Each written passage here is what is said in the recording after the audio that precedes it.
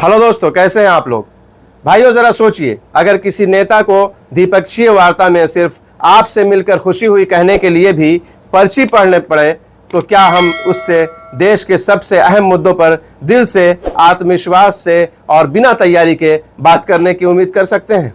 मान लिया कि अंग्रेजी उनकी मजबूत नहीं है, लेकिन जब बगल में ट्रांसलेटर बैठा हो तब तो अपनी मातृभाषा यानी कि हिंदी में सहज होकर बात रखी जा सकती है। फिर भी हर वाक्य के लिए पर्ची का सहारा क्यों। हैरानी की बात यह है कि अगर नेहरू की आलोचना करनी हो या अपने बचपन की संघर्ष गाथा सुनानी हो तो घंटों बिना रुके भावुक होकर भाषण दिया जा सकता है, लेकिन अंतर्राष्ट्रीय मंच पर आते ही पर्ची क्यों जरूरत पड़ जाती है पर्ची की। दूसरी तरफ राहुल गांधी को देखिए, मंच हो, प्रेस कॉन्फ्रेंस हो या जनता के बीच खुला संवाद, बिना पर्ची, बिना टेलीप्रॉम्प्टर, सीधे सवाल और सीधे जवाब। आप उनसे सहमत हो या असहमत, लेकिन संवाद करने का आत्मविश्वास साफ दिखाई देता है।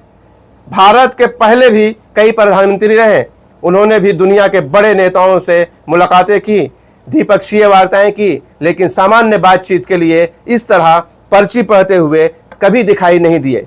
और एक बात और, इस मुलाकात में बार बार योर एक्सलेंसी शब्द सुनाई देता है। सवाल यह है कि क्या एक लोकतांत्रिक देश का प्रधानमंत्री दूसरे लोकतांत्रिक देश के प्रधानमंत्री को इसी तरह संबोधित करता है, मिस्टर प्रेसिडेंट, मिस्टर ट्रम्प या माय डियर फ्रेंड जैसे शब्दों की जगह योर एक्सलेंसी क्यों? क्या दुनिया के दूसरे देश भारत के प्रधानमंत्री या राष्ट्रपति को इसी तरह योर एक्सलेंसी कहकर संबोधित करते हैं?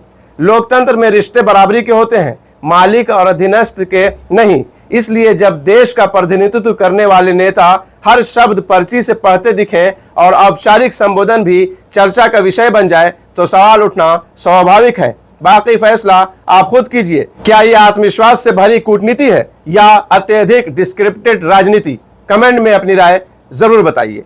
चलते हैं, मिलेंगे नेक्स्ट वीडियो में। अपना ख्याल रखें। अल्लाह हाफिज, बाय।